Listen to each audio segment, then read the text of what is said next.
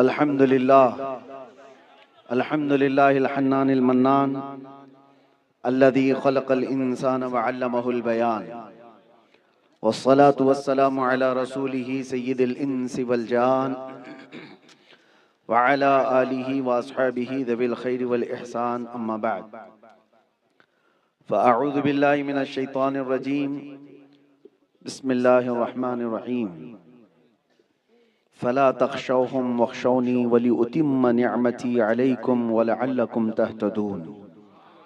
सदक़ल्लाहु मौलाना अज़ीम। बारगाह रिसालत में आप सल्लल्लाहु तआला अलैहि वसल्लम में एक बार दुरूद पाक का हदिया पेश करें। अल्लाहुम्मा सल्लि अला सय्यिदिना मुहम्मदिन मअदनिल जूदि वल करम व आलिहि व अस्हाबिहिल किराम व इब्निहिल करीम व बारिक व सल्लिम सलातन दाइमतन सरमदन अबदा। या रसूल अल्लाह या हबीब अल्लाह, तेरे इश्क की बदौलत मुझे जिंदगी मिली है। तेरे इश्क की बदौलत मुझे जिंदगी मिली है। मेरी बात बन गई है तेरी बात करते करते। पैसे एक बात मैं बता देता हूँ, हमारी ये जमात गरीब जमात है, हमें सऊदी से रियाल आते नहीं हैं। वो और जमात है जिनको डॉलर और रियाल आते होंगे, लेकिन सुन्नियों की जमात है जो टुकड़े टुकड़े जमा करके ही दीन के किले बनाया करते हैं। बिहार में भी मैंने देखा, बंगाल में भी मैंने देखा। शुरू में ऐसा लगता था कि ये मेंबर और ये स्टेज पूरा इन लोगों ने चंदे के लिए कर लिया है, लेकिन मेरे अजीजों, ये छोटी छोटी सी पाई अपने लिए नहीं मांग रहे, रसूलुल्लाह के दीन के लिए। और इस पर सरकार हुजूर हाफिज मिल्लत रहमतुल्लाह तआला अलैह जामिया अशरफिया मुबारकपुर जिन्होंने बनाया, आज जा करके देखें, ताजमहल जिसके सामने फीका लगता, सुन्नियों का किला है। अल जामियातुल अशरफिया मुबारकपुर बनाने से कबल सरकार हाफिज मिल्लत रहमतुल्लाह तआला अलैह रोजाना कुछ तलबा को लेकर मुबारकपुर निकल जाते थे रात को, और नात शरीफ पढ़ते हुए तलबा जाते थे और लोग अपने घरों से ला लाकर झोली में चवन्नी और अठन्नी डालते थे। बस चवन्नी और अठन्नी इतनी ही जमा करके वापस आते और सुबह फिर बैठकर बुखारी शरीफ पढ़ाया करते थे। उन्होंने चवन्नी और अठन्नी भी जमा किए, तब जाकर के वो एक अजीम किला बना है।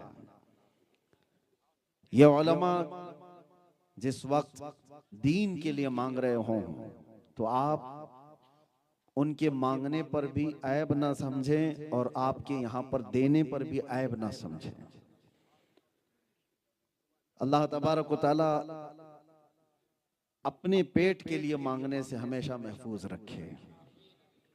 और दूसरी बात, काफी देर से मैं देख रहा हूं कि हर बार का मजमा बढ़ता ही जा रहा है।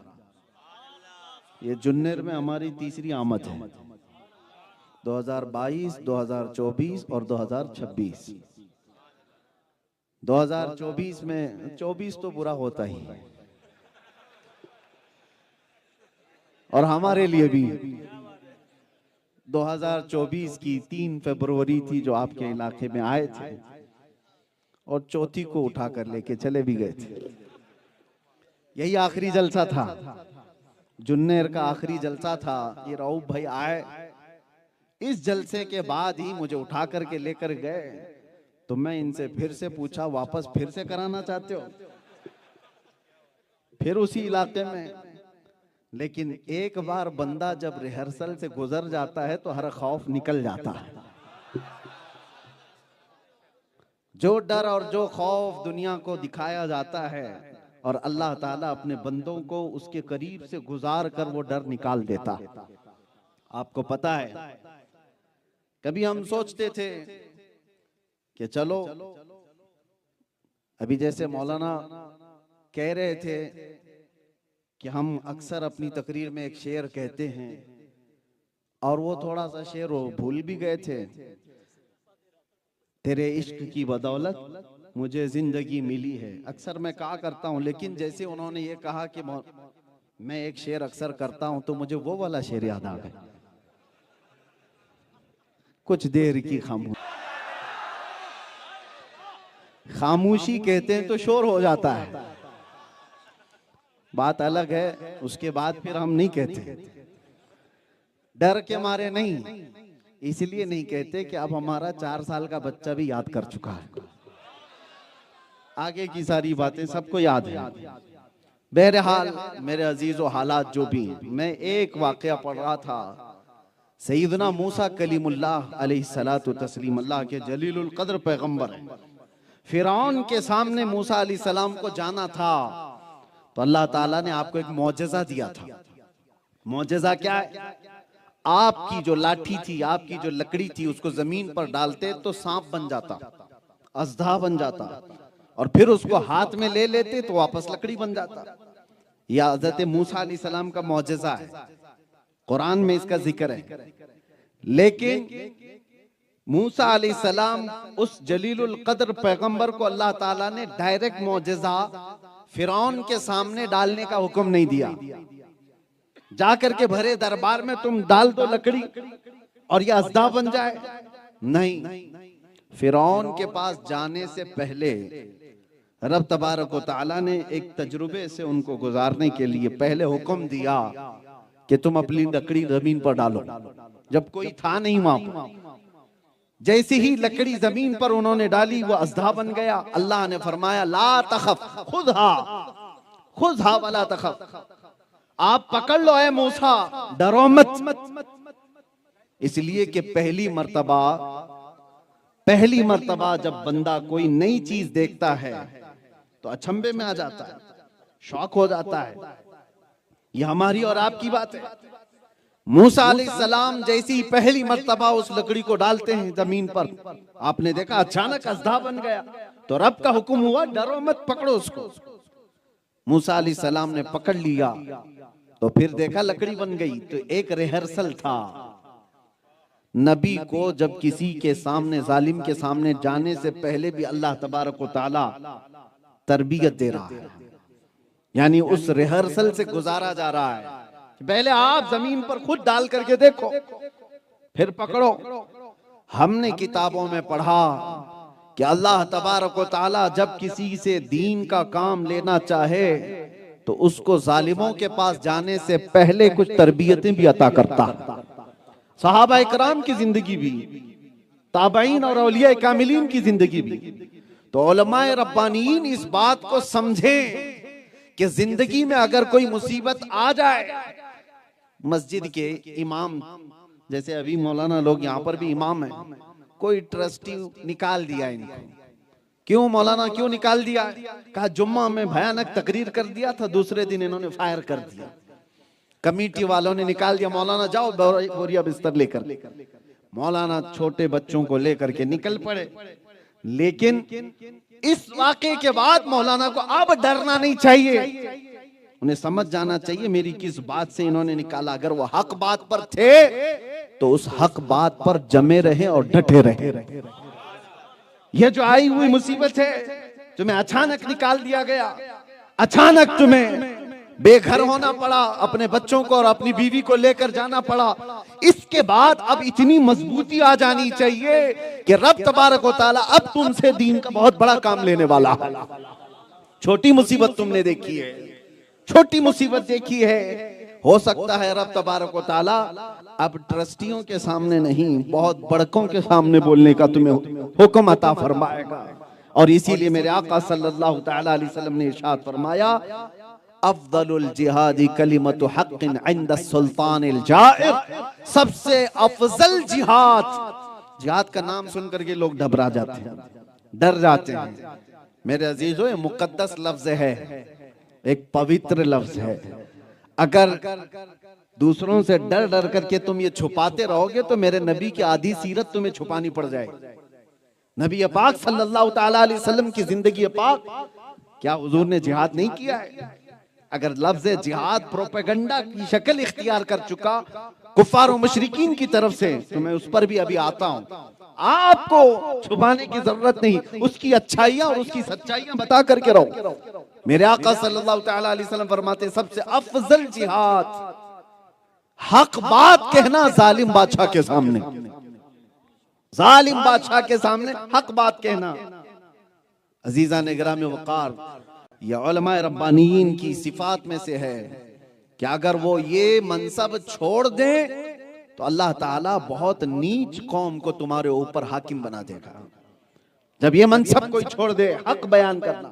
इसीलिए मैंने कुरान पाक की आयत ये तिलावत की, फला तख्शौहुम वख्शौनी। रब ताला फरमाता है उनसे मत डरो, मुझसे डरो। एक खौफे खुदा अपने सीने में बसा लो, अल्लाह हर खौफ तुम्हारे दिल से निकाल देगा, हर खौफ निकाल देगा।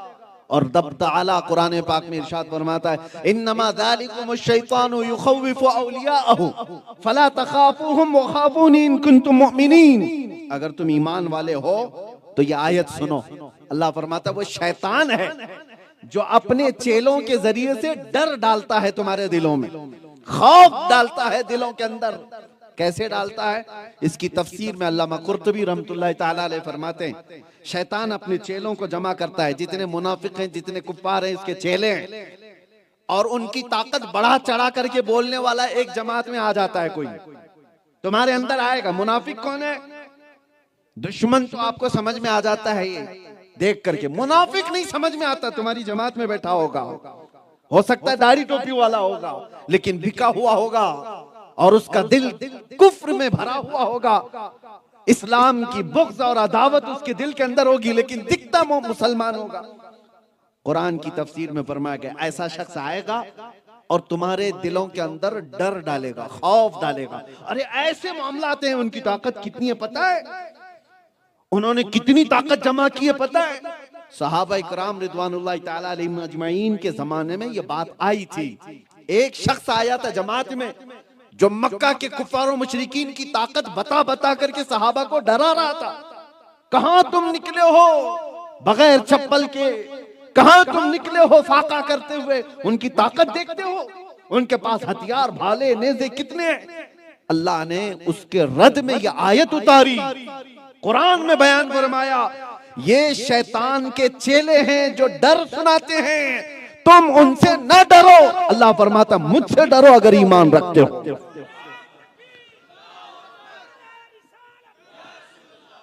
हर दौर में मेरे अजीजों, हर जमाने में मुसलमान की शान है कि वो सिर्फ अल्लाह से डरता है, अल्लाह का खौफ रखता है, दुनिया का खौफ नहीं, जालिमों का खौफ नहीं। और तभी तुम्हारी जिंदगी में तुम जी सकोगे, वरना चापलूस बन करके कितने लोग जी रहे हैं। बहुत हैं जिनको चाटुगिरी करने की आदत है, कभी इधर की, कभी उधर की, कभी उसका उठाया, कभी इसका उठाया, और बाद में जिंदगी ऐसी हो जाती है धोबी का कुत्ता, न घर का न घाट का, इधर का भी नहीं रहा, उधर का भी नहीं रहा। हाँ, मुस्तफा करीम के दामन से वाबस्ता रहा, मुसीबतों से टकराता रहा, अगरचे मौत भी आए, करोड़ों कंधे उसके जनाजे के लिए बेकरार हो जाते हैं। अल्लाह दुनिया में ये शान देता है। आप ईमान वाले हो तो रसूलुल्लाह के दामन से वाबस्ता रहो, हुजूर पाक सल्लल्लाहु ताला अलैहि वसल्लम के कदमों को छोड़कर कोई कामयाबी नहीं है। आज लोग बैठ करके मीटिंगें कर रहे हैं, कुछ ऐसे इत्तेहाद की बातें, कुछ ऐसे मसलहतों की बातें, कुछ ऐसी हिकमतों की बातें। आपको मैं बताऊं, आज से तकरीबन 100 साल पहले 1926 और 27 की बात कर रहा हूं, एक खुतबा मैंने पढ़ा, हुज्जतुल इस्लाम अल्लामा हामिद रजा खान रहमतुल्लाहि ताला अलैह का, आला हजरत के बड़े शहजादे, 1926 या 1927 में दिया हुआ उनका एक खुतबा है। हैरत हुई पढ़ करके उस पूरे उस तकरीर में आपने जो बयान किया, ऐसे बयान कर रहे हैं वो कि हालात बता रहे हैं कि मुसलमानों हालात इस तरह के हैं, लोग फलां जगह पर तुम्हारी गत्थम होकर के एक जत्थे के साथ होकर मार डालते हैं, तुम्हारी मॉब लिंचिंग होती है, फलां होते हैं, फलां होते हैं, इतने सारे हालात, खुफिया प्लानिंग होती है, मारने की धमकियां होती हैं, इस्लाम को खत्म करने की बातें होती हैं, शान रिसालत में गुस्ताखियां होती हैं। ये सारा खुतबा 1926 का दिया हुआ मैं पढ़ रहा था तो ऐसा लग रहा है ये 2025 की बात चल रही है, आज की बात चल रही है। उस वक्त के हालात पर खुतबा दिया हुआ, आज के हालात भी सेम है। तो समझ में ये आया आज के ये हालात नए नहीं, 100 साल पहले भी ऐसे ही थे, 200 साल पहले भी ऐसे ही थे, 400 साल पहले भी ऐसे ही थे, अरे करबला के मैदान में भी ऐसे ही थे, बद्र के मैदान में भी ऐसे ही थे। हालात कभी इससे ज्यादा खराब नहीं हुए और ना इससे ज्यादा अच्छे हुए। हालात मोमिनीन के लिए इसी तरह के चलते रहे। हाँ, लोग आते जाते रहे, जमाने में इंसान बदलते रहे। आज आपको जो डरा रहा होगा, जो खौफ फैला रहा होगा, ताकत और कुव्वत ऐसी है जो मैं उठाकर डाल दिया जाएगा, खाक में जाए। मुजद्दिद अल्फसानी को अकबर ने 8 साल डाला था। इमाम मूसा काजिम को वक्त के खलीफा ने 7 साल अंदर रखा था, उनका जनाजा जेल से निकला है। इमाम मोहम्मद बिन हसन अस्करी, ये अहले बैत के वो इमाम हैं जिनका नाम लेकर के आज हम खाते हैं। अहले बैत रसूलुल्लाह की वो आल हैं। इमाम मोहम्मद बिन हसन अस्करी 20 साल जेल में गुजार करके आए, बल्कि ऐसी रिवायतें हैं कि उन्होंने सूरज तक नहीं देखा, जितने साल जेल में काटते रहे। ये वो सारी तारीख है। तो आप क्या समझ रहे हैं ये नया है? नया कुछ नहीं है, सब दस्तूर के मुताबिक वैसा ही चला रहा है। और आगे का इंतजार भी मत करो, हालात बहुत अच्छे हो जाएंगे। अरे तुम्हें गाड़ी चलाना हो तो ट्रैफिक में ही गाड़ी चला कर सीख सकते हो। इंतजार मत करो, रोड खाली होगा गाड़ी चलाऊंगा सीखूंगा। जिस तरह से हालात हैं, उन्हीं हालात में ईमान के साथ जी करके जाना होगा, इस्लाम पर अमल करके जाना होगा। तुम इंतजार किसका कर रहे हो? कोई जमीन से निकल करके हालात अचानक बदल देगा, आसमान से टपक जाएगा। अल्लाह ने कुरान में फरमाया, इन्नल्लाह ला युगय्यिरु मा बिकौमिन हत्ता युगय्यिरु मा बिअनफुसिहिम। बेशक अल्लाह ताला उस वक्त तक किसी कौम की हालत नहीं बदलता जब तक वो कौम खुद अपनी हालत बदलने की फिक्र नहीं करती। आप जब अपने आप को नहीं बदलोगे तो फिर ये आस लगाए बैठे हो। इसलिए मेरे अजीजों, आयत करीमा को समझ करके चलो, खौफ दिल से निकालो, डर दिल से निकालो, ईमान के साथ जियो। लेकिन एक बात याद रखना, मैं हमेशा एक बात कहता हूं, जोश जज्बा जितना भी है तुम्हारा, उसकी लिमिट होनी चाहिए, उसका दायरा होना चाहिए। ये नहीं कि तुम ताकतवर हो तो आतंक मचा दो, दूसरों के ऊपर दहशत फैलाओ, ये भी नहीं है। सबसे बेहतरीन ईमान वो है जब अल्लाह तुम्हें ताकत दे तो कमजोरों की इज्जत करे, कमजोरों की इज्जत करे। किसी जगह तुम मेजॉरिटी में हो तो दूसरों को परेशान करना ये इस्लाम की आदत नहीं है। जानते हो सुल्तान सलाहुद्दीन अय्यूबी जिस वक्त बैतुल मुकद्दस फतह किए हुए थे, आम ऐलान किया था, जबकि जब जब यहूदियों ने बैतुल मुकद्दस पर पहले हमले किए या ईसाइयों ने हमले किए, यहूदियों की और ईसाइयों की लड़ाइयां चलती रही हैं। पूरे फिलिस्तीन में खून की नदियां बहा दी थी उन्होंने। घोड़े दौड़ते थे तो घोड़े के टाप खून से भर जाते थे। हर वक्त जंगों में बैतुल मुकद्दस की कभी यहूदियों के कब्जे में रहा, कभी ईसाइयों के कब्जे में। तारीख है, आप पढ़ करके देखना। और जब जिस कौम के पास आया, मगलूब कौम को उसने मार करके कत्ल करके, आपको पता है एक बादशाह ने 12,000 बच्चों को कत्ल कर दिया। लेकिन जिस दिन सलाहुद्दीन अय्यूबी आए, जोहर की पहली अजान हुई थी, आम ऐलान किया था जो फिलिस्तीन में यहूदी और ईसाई हैं वो खिराज के साथ रहना चाहे तो उन्हें अमान दिया जाएगा, और जो जाना चाहे, जो लेकर जाना चाहे लेकर के भी जा सकता है। ये हमारी लिखी हुई तारीख नहीं, अंग्रेजों ने तारीख लिखी है, अंग्रेजों ने तारीख लिखी है। पहला जर्नैल हमने देखा था इस्लाम का जिसने मगलूब कौम को खुले दिल से माफ कर दिया था, जिन्होंने उनके खिलाफ कई सालों तक जंगें लड़ी। इस हिंदुस्तान की बात मैं आपको बताऊं, मोहम्मद बिन कासिम 19 साल का जवान आया था और परचम इस्लाम लहराया था। ताकत और गलबा जब उसको हासिल हुआ था तो मोहम्मद बिन कासिम ने यहाँ के मौजूद किसी एक भी शख्स को या किसी भी गरीब को सताया हो तो हमें तारीख ला करके बताएं। एक पंडित हैं इलाहाबाद के, उन्होंने तारीख लिखी है, कहा मोहम्मद बिन कासिम जैसा जर्नैल हिंदुस्तान में हमने आया हुआ देखा ही नहीं, जिसने अमन का पैगाम फैलाया था। ये वो लोग हैं जो खालिस अल्लाह के लिए जीते थे और लोगों से नहीं डरते थे। ताकत और कुव्वत से नहीं डरते थे। आपसे मैं ये बात कह रहा हूं, दो चीजें, एक डर किसी से नहीं हो। सरकार हाफिज मिल्लत रहमतुल्लाह ताला अलैह का एक कौल मेरे वालिद गिरामी रहमतुल्लाह ताला अलैह सुनाया करते थे, दो चीजों पर जिंदगी भर अमल करना, किसी जालिम से डरना नहीं, किसी कमजोर पे जुल्म करना नहीं। किसी बड़े से डरना नहीं, कभी मत डरो, लेकिन अपने छोटे से छोटे पर कभी जुल्म करना नहीं। ये बात याद रखो, अगर तुमने अपने से कमतर पर जुल्म किया तो तुमसे बड़ा जालिम अल्लाह तुम्हारे सर पर बिठाएगा। दोनों चीजों को बैलेंस करके चलो। हम डरते किसी से नहीं है, खौफ नहीं रखते, लेकिन साथ में ये भी कहो किसी कमजोर पर हम जुल्म नहीं करते।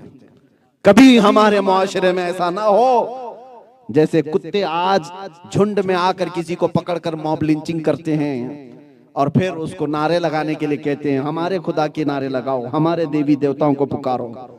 ये दीन इस्लाम का माहौल नहीं है। ला इकराह फिद्दीन, दीन में कोई जबरदस्ती नहीं।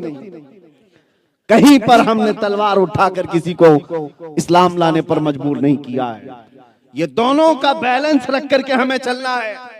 पहली बात पर मैं चलता हूं, दो चीजें मैंने बताया, किसी जालिम से खौफ करना नहीं, किसी कमजोर पर जुल्म करना नहीं। दो चीजें कुरान की आयत ये है, अल्लाह ताला फरमाता है फला तख्शौहुम वख्शौनी, उनसे डरो मत, मुझसे डरो। उनसे मत डरो, मुझसे डरो। मैं सोचता हूं कि हालात ऐसे आते हैं ना, खौफे खुदा के बाद सिर्फ तुम बात करोगे, अभी मैं सिर्फ अल्लाह से डरता हूं और रसूलुल्लाह से मोहब्बत करता हूं, ये कहने में आसान है। अभी जुमले सब लोग हाथ उठा उठा करके कहेंगे, नारे लगा लगा करके कहेंगे, लेकिन मेरे आका सल्लल्लाहु अलैहि वसल्लम ने फरमाया जिस दिन तुम ये बात कहोगे, जिस दिन तुम ये बात कहोगे, उसके फौरन बाद मुसीबतें ऐसे आती हैं जैसे पहाड़ से पानी उतरता है। इतनी तेज मुसीबतें आएंगी तुम्हें आजमाने के लिए। बाकी हलवा पराठा खा करके आराम करना है तो कुछ मत बोलो, इसकी भी हाँ उसकी भी हाँ, जिंदगी वैसी जीते रहोगे, गुजारते रहो। हक बात कहना हो तो मुसीबतों का सामना करने के लिए तैयार रहो। मेरे आका सल्लल्लाहु ताला अलैहि वसल्लम ने एक सहाबी से कहा था, सहाबी ने आकर कहा वल्लाही इन्नी ला उहिब्बका या रसूल अल्लाह, कसम खुदा की है अल्लाह के नबी, मैं आपसे बहुत मोहब्बत करता हूँ। हुजूर ने फरमाया उन्जुर माज़ा तक़ूल, सोच ले क्या बोल रहा है। उन्होंने 3 बार यही जुमला कहा, तब मेरे आका ने फरमाया अगर तू अपनी बात में सच्चा है तो इंतजार कर, मुसीबतें ऐसे आएंगी जैसे सैलाब आता है, सैलाब आता है। ऐ मोमिनीन की जमात में रहने वालों, आप क्या समझते हो हमारे तकरीर करने से हालात बिगड़ जाते हैं, हमारे बयान करने से हालात बिगड़ जाते हैं? कुछ मुसलमानों में ये भी बातें हैं, अरे वो मुफ्ती साहब को बुलाओगे तो सब हालात बिगड़ जाएंगे। हक बात कहने पर हालात बिगड़ते हैं। बुज़दिलों की जमात में रहना छोड़ दो।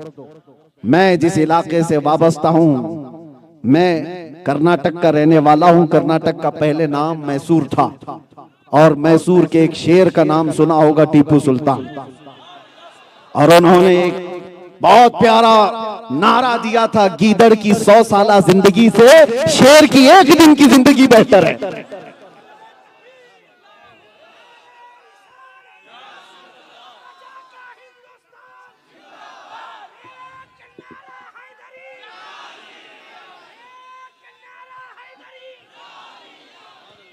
सरकार मुफ्ती आजम हिंद रहमतुल्लाह ताला अलैह जिस वक्त बरेली शरीफ में मौजूद, उस वक्त इंदिरा का कहर चल रहा था, डिक्टेटरशिप, इमरजेंसी नाफिज हो गई थी। हो सकता है हमारी इन बातों को सुनकर के कांग्रेसी लोग नाराज हो जाए, फर्क नहीं पड़ता, वैसे भी डूब रही है। आपको एक बात बताऊं, इमरजेंसी के दौर में कानून लाया गया था पॉपुलेशन कंट्रोल करने के लिए। कैसे कंट्रोल करेंगे कि नसबंदी को कंपलसरी कर दिया जाए, एक बच्चा हो जाए, 2 बच्चा हो जाए तो नसबंदी करा ले। औरतें तो करती हैं, मर्दों की भी कर दे। ये कानून बन के आ रहा था और इस कानून के लिए आड़ जो थे उनके लिए तो यही था कि मुसलमान इसको नहीं माने। मुसलमान इसको मानेंगे नहीं, इसलिए कि हमारी शरीयत में इस चीज को हराम करार दिया गया। अल्लाह तबारक व तआला तुम्हें अगर औलाद दे रहा है तो कुरान में 3 जगह रब तआला ने फरमाया तुम उनके रिज्क की फिक्र मत करो, नहनु नरज़ुकुकुम व इय्याहुम, हम तुम्हें भी रिज्क दे रहे हैं और उनको भी देने वाले हैं। बच्चे का रिज्क अल्लाह ताला दे रहा है। तो नस्बंदी का हाँ बचने के, कम बच्चे करने के तरीके मौजूद हैं, इस्लाम ने बताया, हदीस में मौजूद है। आप अपने आप को रोक सकते हो, लेकिन ये नहीं कि बंद कराना, उसके तरीके अलग है। बच्चे कम रखने की ऐसा नहीं है कि आपको ये आज जो फैलाया जा रहा है इनके 14-14 बच्चे होते हैं, 4-4 बीवियां होती हैं। अरे वैसा हो गया होता तो फिर तुम कहां बैठे होते? ऐसा कहां है? लेकिन बात यह है कि प्रोपेगेंडा फैलाया गया। मैं आपसे कह रहा हूं, सरकार मुफ्ती आजम हिंद के जमाने में जब ये बात आई तो इंदिरा का कहर भी था, इमरजेंसी भी थी, ऐसे कि जो हुक्म दिया जाए, बूढ़े हजरात या बड़ी उम्र वाले जानते हैं उस दौर को, डर डर करके सारे जी रहे थे। मुसलमानों की बात थी तो उन्होंने सोचा कि मुसलमानों को समझाने के लिए मौलाना लोग ही सही हैं, और मौलाना लोग बोलेंगे तो सही हो जाएंगे। तो सबसे पहले वो लोग जिस दरबार में गए थे वहां से फतवा लेकर के आए, देवबंद से, तो वहां से तो मिल ही जाएगा। इसलिए कि जो तारीख बता रही है, अब वो मिल भी गया, ऐलान भी हुआ, लेकिन असर किसी पर होता नहीं। इसलिए कि हिंदुस्तानी मुसलमानों पर राज है तो आला हजरत का, बरेली का, यहां पर हासिल करना बड़ा मुश्किल है। तो फिर यहां कारिंदे भेजे गए, सरकार मुफ्ती आजम हिंद जिस वक्त जलवाबार हो, मेरे अजीज हो, अल्लाह अकबर, सरकार मुफ्ती आजम हिंद की महफिलें ऐसी हैं कि बगैर टोपी कोई मजलिस में बैठता तो आप उसकी तरफ नहीं देखते थे, कि शनाख्त अपनी खो जा रहे हो तुम। जो किसी की परवाह ना करते वो हुकूमत की कहां करते। जब ये बात आई तो मुफ्ती आजम हिंद ने अपनी तरफ से फतवा लिखा कि दूसरी जगह से ये ऐलान हो रहा होगा, कहीं और से तुमने फतवे लिए होंगे, शरीयत मुस्तफा सल्लल्लाहु ताला अलैहि वसल्लम का हुक्म ये है, नस्बंदी हराम है तो हराम, और ये ऐलान हो गया। इसका मतलब ये नहीं है कि ये बोलने के बाद पूरा डंका बज गया और सब खत्म हो गया। तारीख पढ़ो, जिस प्रेस से ये फतवा छपा था, हुकूमत वक्त के कारिंदों ने वो पूरा प्रेस जला दिया था। जितने लोग ये पोस्टर दीवारों पे लगा रहे थे, सबको पकड़ पकड़ करके अंदर किया था, लेकिन मुफ्ती आजम हिंद तक हाथ नहीं पहुंचा। लेकिन जितने लोगों ने शरीयत हक्का की इस बात को फैलाने की कोशिश की, सबको पकड़ करके मारा गया, दबाया गया। प्रेस को, अखबार को कहीं ये छापने की इजाजत नहीं थी। उस इमरजेंसी के दौर में सरकार मुफ्ती आजम हिंद से लोगों ने कहा, बड़ी मुसीबतें हुजूर, बड़ी मुसीबतें हैं, क्या क्या होगा। तो आपने सिर्फ इतना कहा था, फतवा नहीं बदलेगा, तख्त बदल जाएगा। और लोगों ने देखा तारीख में फिर जो डिक्टेटर यहां बने हुए थे, अचानक अल्लाह तबारक व तआला का कहर ऐसा आया कि तख्त ही उलट गया। आज तक शरीयत मुस्तफा सल्लल्लाहु ताला अलैहि वसल्लम का वो हुक्म है। लोग अगरचे कुछ भी फैला रहे हो, लेकिन हक के लिए जब कभी आवाज उठती है तो मुसीबतें आती हैं, घर पर आती हैं, बीवी बच्चे खतरे में आते हैं, घर बार खतरे में आता है। लोग ये समझ करके चले, अगर हुजूर से मोहब्बत है तो मेरे अजीजों, खाली हमारे ही बीवी बच्चे नहीं हैं। लोग हमसे कहते हैं कि छोटे बच्चे हैं, उनका भी ख्याल करो, घर कौन देखेगा, आपके चले जाने के बाद क्या होगा। मेरे अजीजों, हम नहीं शादी किए हुए, हमारे ही बच्चे नहीं है, वो सहाबा के भी थे जो बद्र में रसूलुल्लाह के साथ जा रहे थे, जो ओहद में रसूलुल्लाह के साथ जा रहे थे। क्या उनकी औलाद नहीं थी, उनकी जायदादें नहीं थी, उनके रिश्तेदार नहीं थे? सब थे। एक जंग ऐसी है जिसमें 1 महीना तक सहाबा पेट पर पत्थर बांध करके लड़ते रहे। जंगे खंदक का मौका मैं बता रहा हूं। वापस वो जंग खत्म हुई, 5 किलोमीटर दूर है सिर्फ मदीने से, 5 किलोमीटर है। सहाबा वापस आ रहे थे रसूलुल्लाह के साथ, थके हारे, जख्मों में चूर। बीच रास्ते में जिब्राइल अमीन आए और अर्ज किया, या रसूल अल्लाह सल्लल्लाहु तआला अलैहि वसल्लम, अल्लाह का हुक्म है यहीं से आप बनु नुज़ैर की जंग पर जाएं। बनु नुज़ैर एक कबीला था जिसने बगावत की, धोखा दिया था मदीने वालों, और हुजूर पाक सल्लल्लाहु तआला अलैहि वसल्लम के मुकाबिल में कुफ्फार और मुशरिकीन की मदद करके मदीने को तबाह करने के मंसूबे बनाए थे। उनके खिलाफ जंग के लिए हुजूर को हुक्म हुआ, लेकिन ये 1 महीने से थके हुए, जख्मों से चूर, कहां कहां से उनके खून बह रहा था। बीच रास्ते में खड़े हैं सहाबा और जिब्राइल अमीन आए।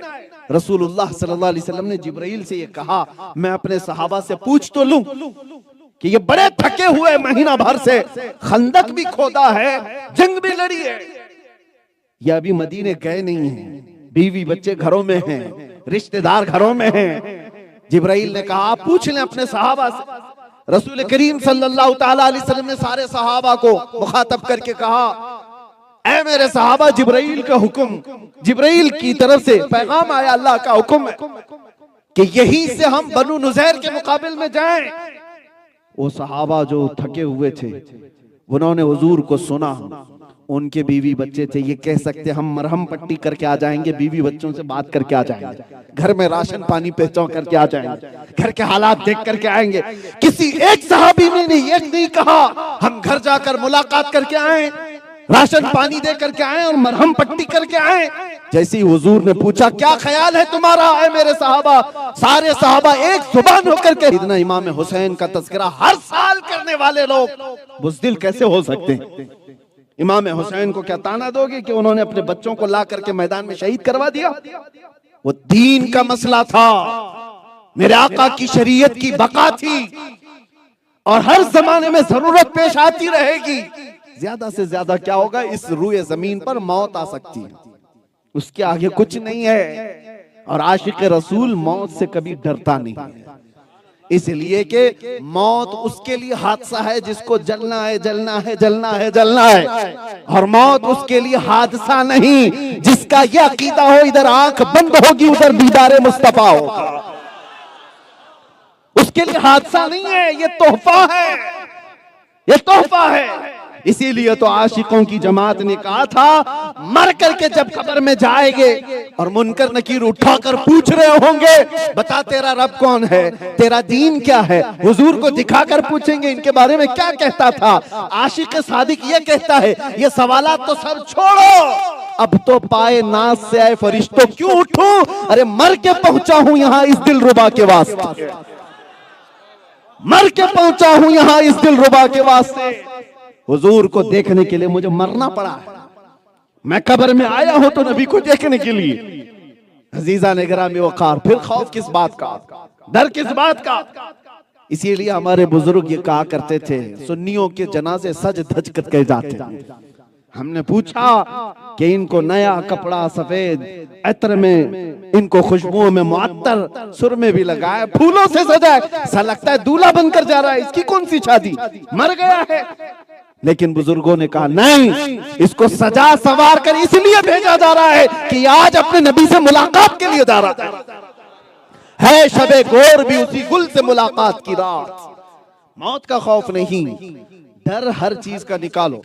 हाँ, रब तबारक व तआला इरशाद फरमाता है, वलनबलुवन्नकुम बिशैइन मिनल खौफ, हम थोड़ा सा डर दे करके तुम्हें आजमाते हैं।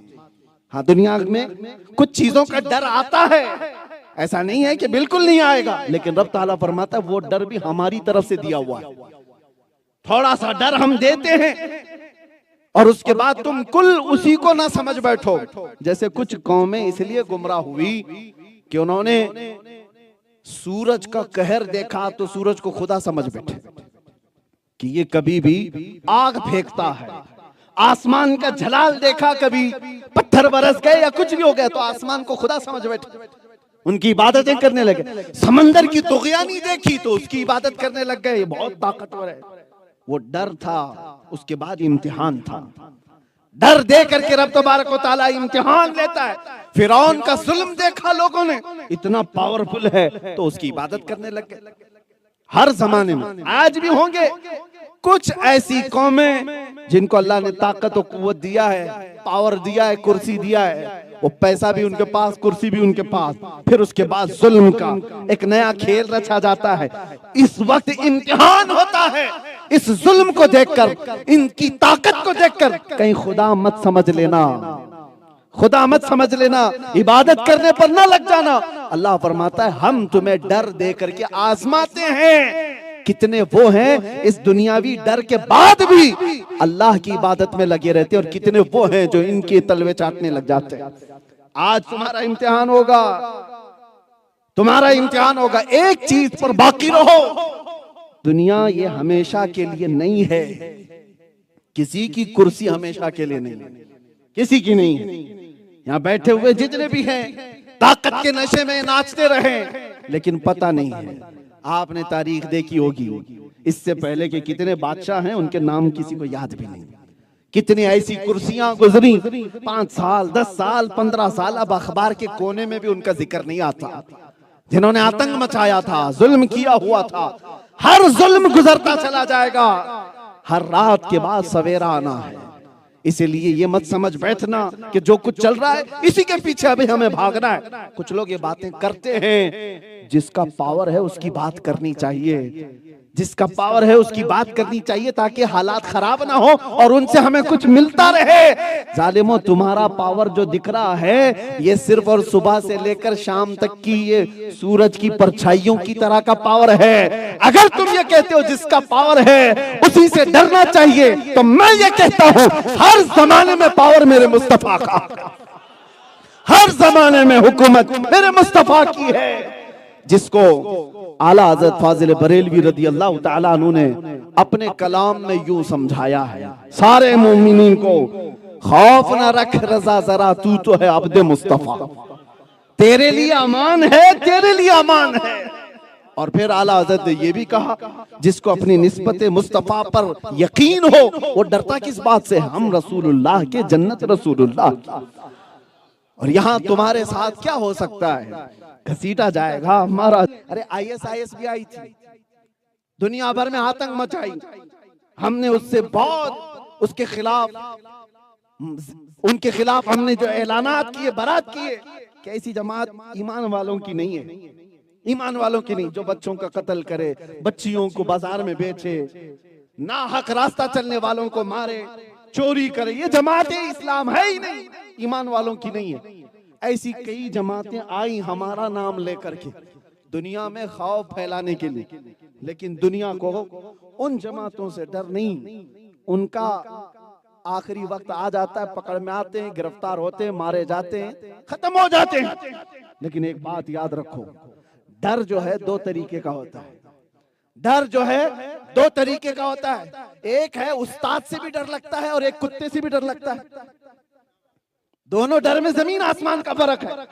कुत्ते से जो डर है वो काट लेने का डर है, उस्ताद से जो डर है वो अजमत का डर है, वो इज्जत का डर है।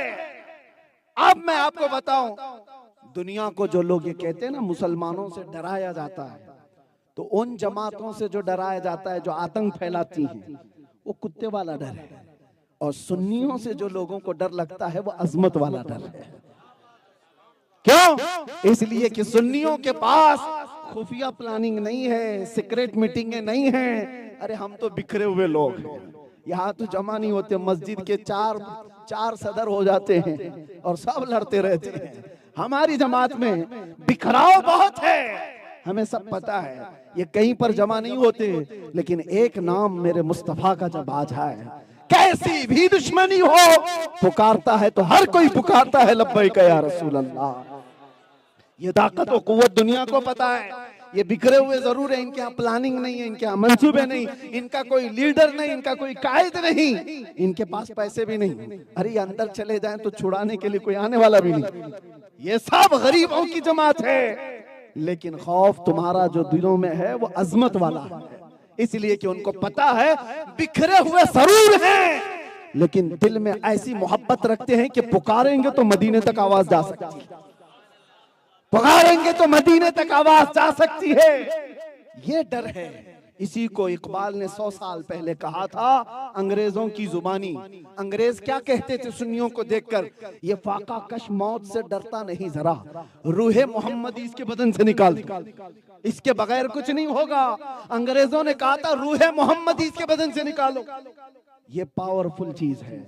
मुस्तफा की मोहब्बत इनके साथ जो है वो बहुत मजबूत है, और जिसके पास इतनी मजबूत दौलत है वो दुनिया की किसी ताकत से कभी डरता नहीं, खौफ नहीं करता। इतनी बात अभी मौलाना कह रहे थे, मेरी फजीलत में बयान ना करें, लेकिन मैं अपने तजुर्बात बताता हूँ। तजुर्बात मेरे अजीजों, जब कोई बंदा तनहा हो जाता है, 200-250 लोग उसको पकड़ करके चल रहे हो और अंधेरी कोठरी में ऐसे अंदर कर दिया जाए कि सुबह भी ना मालूम हो, दोपहर भी नहीं, शाम भी नहीं, अंदाजा ही नहीं कि सूरज निकला कि डूबा। ऐसे हालात में कौन होता है? हमें पता है, मैं यहां से चीखूंगा पुकारूंगा तो मेरी माँ भी नहीं सुनेगी, मेरी बीवी भी नहीं, मेरे बेटे भी नहीं, मेरे भाई बहन भी नहीं सुनेंगे, अजीज तरीन लोग भी नहीं सुनेंगे, और अगर वो बाहर रो रहे होंगे उनकी आवाज भी मुझे नहीं सुनाई देगी। हमने अंधेरी कोठरियों में देखा एक जात है, एक जात है जिसके मुतालिक सुन्नियों का ये अकीदा है, हम यहां से पुकारे वो वहां से सुने। दूर और नजदीक के सुनने वाले वो कौन? काने लाले करामत पे लाखों सलाम, हम यहां से पुकारे वो वहां से सुने। मुस्तफा की समाअत पे लाखों सलाम। फिर जब ये बात यकीन कर जाती थी तो सारा डर निकल जाता था। अब आओ 200 क्या तो 1000 कुत्ते भी आ जाए, डर किसी बात का नहीं। जब ये यकीन हो जाता है सारी दुनिया तुम्हारी तरफ, मदीने वाला मेरी तरफ।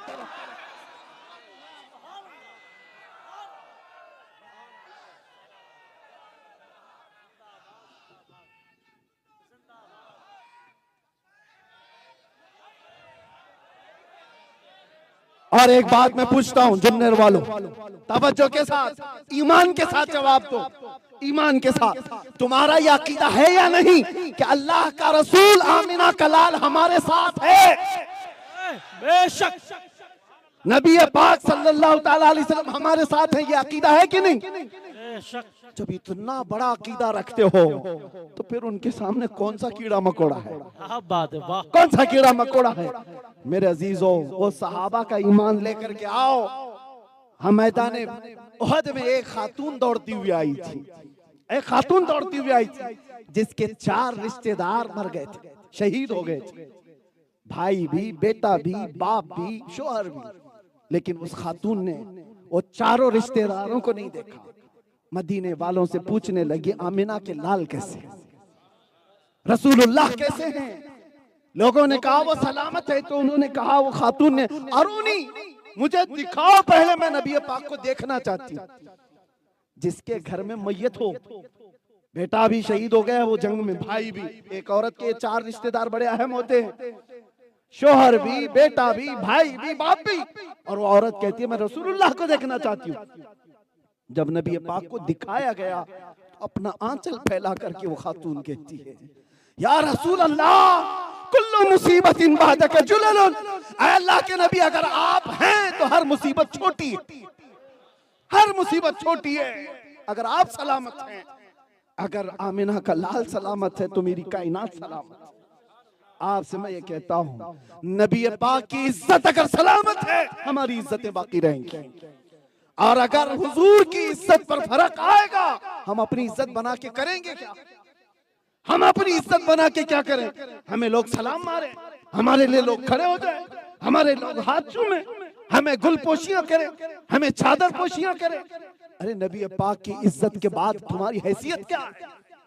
अल्लाह करीम जिसकी इज्जत में इतनी बुलंदियां की हैं, वरफ़अना लका ज़िक्रक कहा, उस नबी पाक की इज्जत पर अगर तुम सीरियस नहीं रहे तो इंतजार करना। इमाम गजाली का एक कौल है, आपने फरमाया जब उम्मत नबी पाक की इज्जत के लिए सीरियस ना हो, हसास ना हो, तो वो इंतजार करे, चंद दिनों के बाद उन पर एक जमाना ऐसा आएगा उनकी बीवियां और उनकी माएं, उनकी बहनें बाजारों में नीलाम की जाएंगी, ये कुछ नहीं कर सकेंगे, ये कुछ नहीं कर सकेंगे।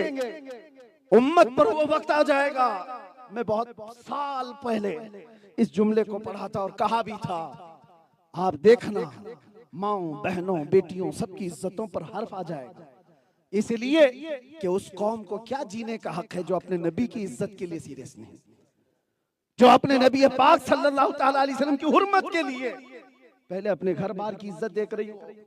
मेरे अजीजों, सहाबा जो पकड़े गए थे मुशरिकीन के हाथों में, उसमें एक सहाबी हैं खुबैब इब्न अदी, उनके नाखूनों को पकड़ से खींचा था मक्का वाला, नाखूनों को पकड़ से खींचते थे और मारते थे। हर बच्चा खड़ा होकर पत्थर मारता था और उनके कान काटे गए, उनके होंठ काटे गए, नाक भी काटी गई, उनकी आंखों में सलाइयां फेरी गई।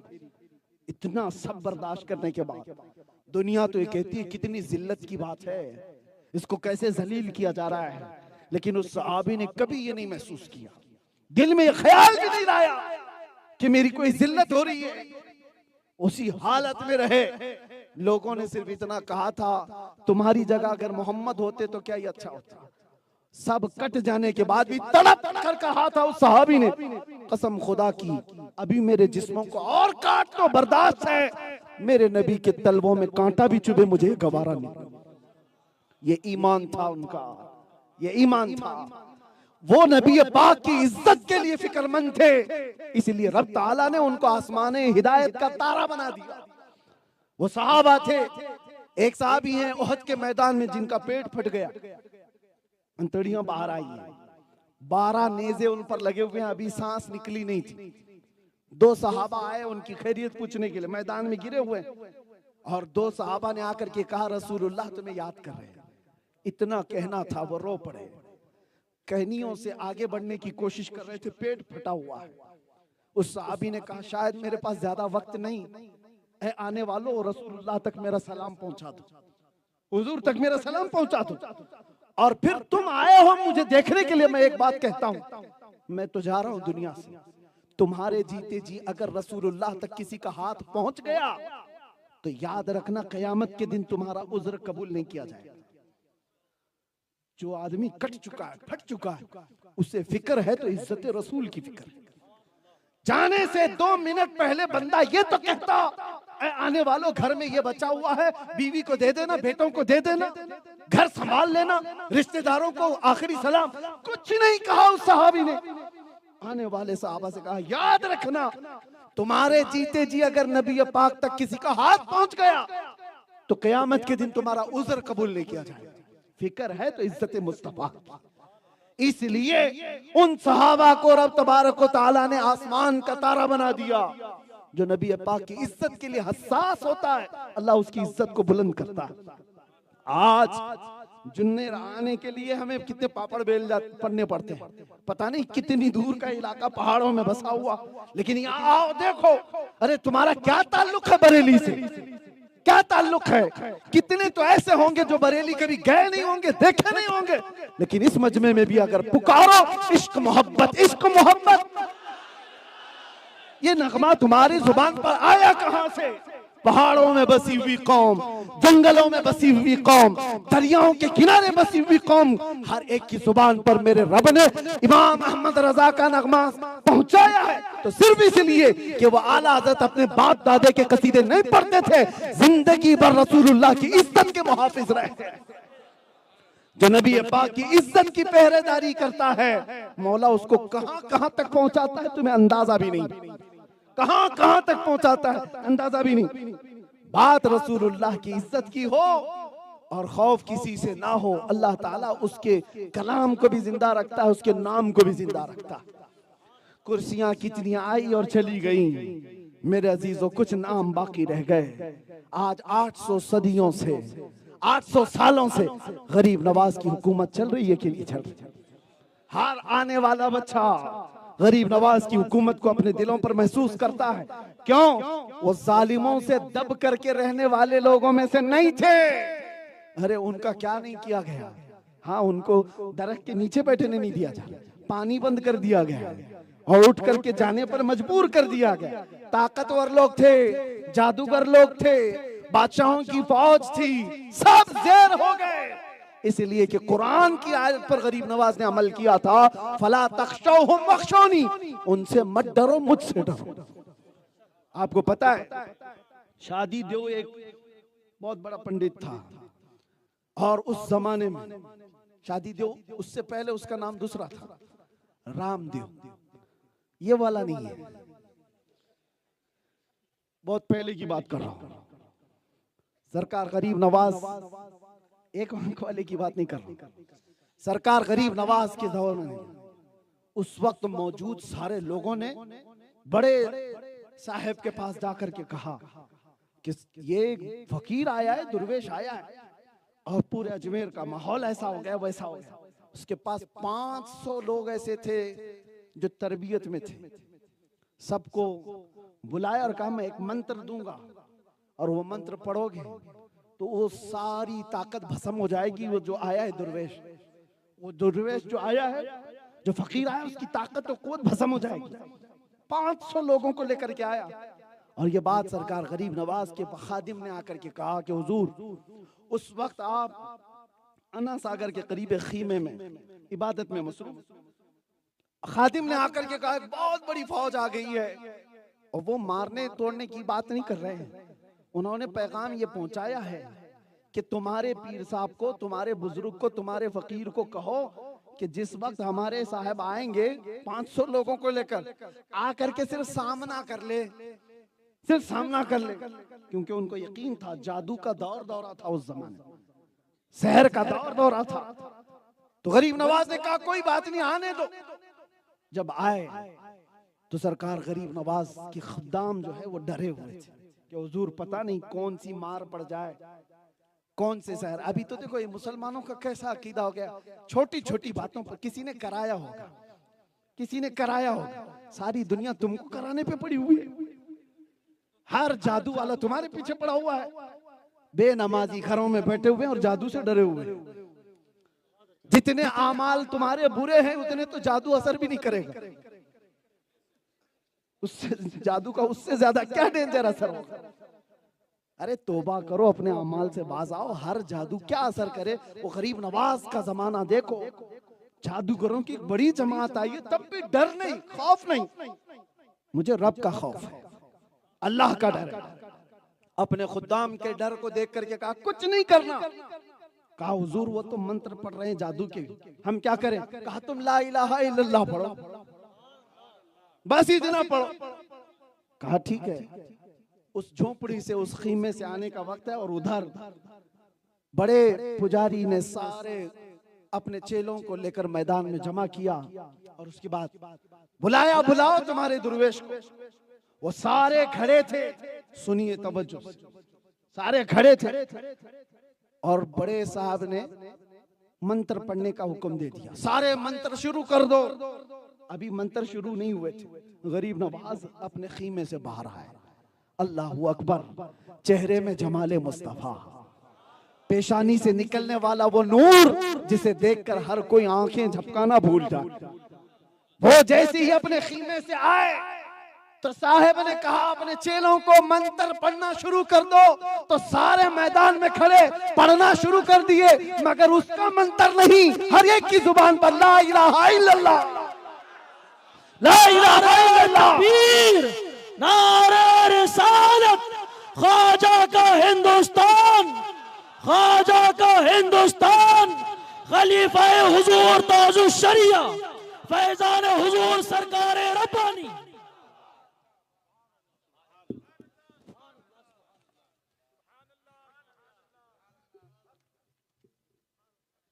इसी को इकबाल ने क्या कहा सुनते हो? बस मैं गुफ्तगू खत्म करता हूं। इकबाल यूं कहता है कि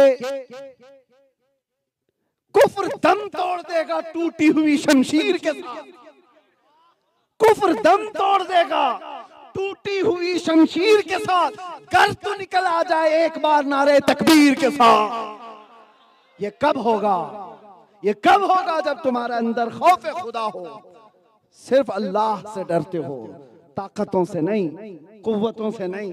अरे ऐसा वक्त ना आ गया हो तुम्हारे ऊपर। लोग ये कहते हैं, एक रिक्शे वाले आए थे हमारे पास, कुछ साल हो गए, कहा हज़रत हालात बहुत खराब है, ऐसे हालात में भी दाढ़ी रखना जरूरी है? ऐसे हालात में भी? मैंने कहा मुंडा लो और लिख करके दे दो कि 100 साल जिंदा रहोगे। निकाल लेने के बाद 100 साल जिंदा रहोगे। कहा उसका तो हजरत भरोसा नहीं, ये तो मैं नहीं कह सकता। कहा जब तुझे पता है अब आएगी या तब आएगी तो सुन्नत मुस्तफा के साथ जाएगा, इसमें क्या शर्म की बात। हुजूर की मोहब्बत और हुजूर की सुन्नतों के साथ जाए। लोग ये जो कह रहे हैं कि ऐसे हालात हो गए, ऐसे बदल जाना चाहिए, ऐसे बदल जाना चाहिए। कुछ लोग बदलते बदलते कहां तक बदलोगे, कहां तक बदलोगे। सेक्युलर लगने के लिए दाढ़ी निकाल लिया, सेक्युलर लगने के लिए टोपी छुपा लिया।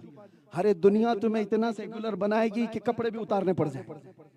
कहां तक छुपाओगे, सब छुपा लोगे। ये वो दुनिया है जो हमारे नौजवानों को कानों में बालियां पहनाती, हाथों में चूड़ियां, और अब तो चोटियां भी आ गई। हर कपड़े इनके देखो, हर तरफ से खिड़कियां। ये क्या मिजाज है, जानवरों की जिंदगी, मुस्तफा के गुलामों की जिंदगी नहीं है। नबी पाक के चाहने वालों की जिंदगी ये नहीं है। हुजूर के गुलामों की जिंदगी ऐसी थी कि वो किसी गली से गुजरते थे तो लोग उसकी खुशबू पहचान कर मदीने की तारीफ करते थे। वो जिंदगी हो। लोगों को आज चोटी रखने पर शर्म नहीं आती तो तुम्हें दाढ़ी रखने में क्यों शर्म है। हुजूर पाक सल्लल्लाहु ताला अलैहि वसल्लम की मोहब्बत में, और ये बात इसलिए खुल करके कहता हूं, नबी से मोहब्बत करना कोई जुर्म है, हुजूर से इश्क करना कोई जुर्म है।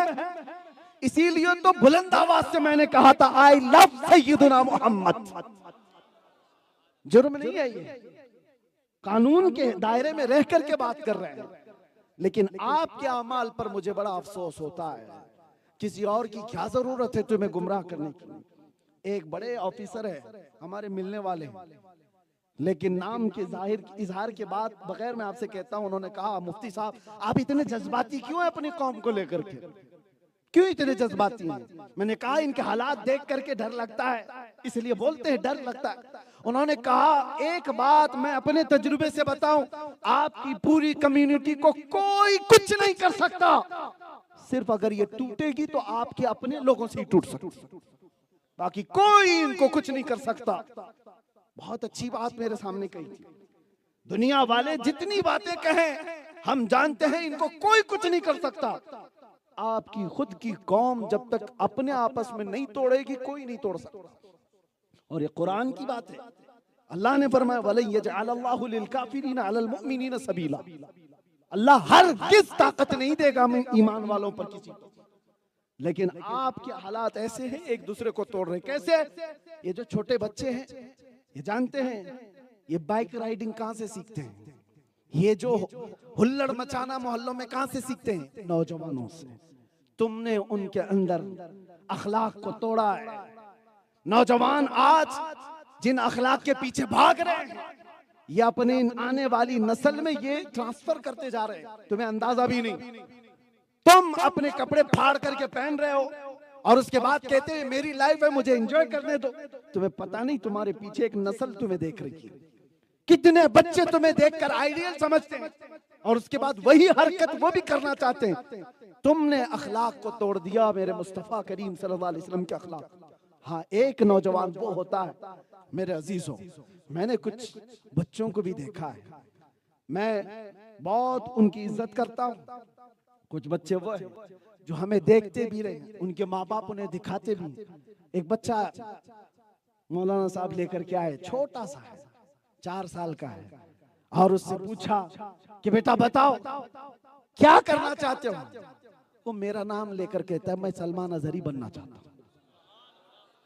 मैं अपनी तारीफ में नहीं कह रहा, अल्लाह ताला मुझसे 1000 दर्जे बेहतर बनाए, 1000 दर्जे बेहतर बनाए। लेकिन मेरे अजीजों ये चीजें ट्रांसफर होती हैं, अखलाक बदले जाते हैं आने वाली नस्लों में। आज हम जिस तरह से बोलते हैं मैं भी ये ऐलान करके जाता हूं। लोगों ने पूछा भी था कि क्या होगा इसका, इतना बोलकर अंदर चले गए फिर जाओगे फिर मारे जाओगे, कुछ भी होता रहेगा। लेकिन मैं उनसे कहता हूं याद रखना एक जमाना आएगा जब हमारी नस्लें आएंगी, उन नस्लों को ये सब बातें याद रहेंगी कौन क्या कह रहा था।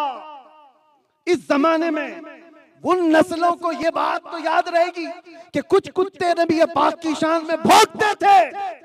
उस वक्त वो इतना तो सीना चौड़ा करके कह सकते हैं, हमारे बाप दादे रोटियां नहीं सेक रहे थे, उन कुत्तों की दुम पर पांव रख के खड़े हुए थे। उनका फख्र होगा, उनका ईमान ताजा रहेगा। बाकी हमारे साथ जो होना है वो होगा, लेकिन कौम के अंदर बुज़दिली तो नहीं आएगी, बच्चों के अंदर बुज़दिली तो नहीं आएगी। उलमाए रब्बानीन से फिर मैं आखिरी में यही कहूंगा, कुरान की आयत पर आ जाओ, फला तख्शौहुम वख्शौनी, उनसे मत डरो। अल्लाह फरमाता मुझसे डरो। अल्लाह फरमाता आगे, वली उतिम्म निअमती अलैकुम, और मैं अपनी पूरी नेमतें दे दूंगा, पूरी नेमतें दे दूंगा। सिर्फ अल्लाह से डरो, सिर्फ अल्लाह से खौफ करो। अल्लाह फरमाता पूरी नेमतें दे दूंगा। वलअल्लकुम तहतदून, और अल्लाह से खौफ करते रहोगे तो करीब है कि तुम ही हिदायत पर रहोगे, तुम ही हिदायत पर रहोगे। आप जब पैदा हुए थे, आपके कानों में किसी इमाम साहब ने कुछ कहा था? कुछ कहा था? मुसलमान बच्चा जब पैदा होता है तो कान में क्या पढ़ा जाता है? अल्लाहु अकबर, अल्लाहु अकबर। ये अजान की आवाज आई थी कि नहीं? सब बच्चों को ये कहा जाता है। क्यों कहा जाता है? आते साथी तुम्हें बता दिया जाए, अल्लाह सबसे बड़ा है। दुनिया में आ रहे हो, किसी और को बड़ा मत समझना। कौन सबसे बड़ा है? अल्लाहु अकबर। और उसके बाद जब होश संभाला तो हर जगह ये आवाज आने लगी। मस्जिद में गया, अल्लाहु अकबर। झुकाने के लिए भी यही लफ्ज, उठाने के लिए भी यही लफ्ज। उसी के नाम पर झुको, उसी के नाम पर उठो, कोई दूसरा लफ्ज नहीं। अल्लाहु अकबर। अरे जब मर गया, जनाजा तैयार, इमाम आकर खड़ा हुआ रकात बांधते हुए, क्या कहा? अल्लाहु अकबर। आया था अल्लाहु अकबर कहते, जा भी रहा है अल्लाहु अकबर कहते। ये मोमिन की जिंदगी है, बताई जाती है। मोमिन वो है जो दुनिया में आता है तो अल्लाह को बड़ा मानता है, जाता भी है तो अल्लाह को बड़ा मानता है। बाकी कोई नहीं। कोई थोड़ी देर का बड़ा होगा, बाद में सड़ा होगा।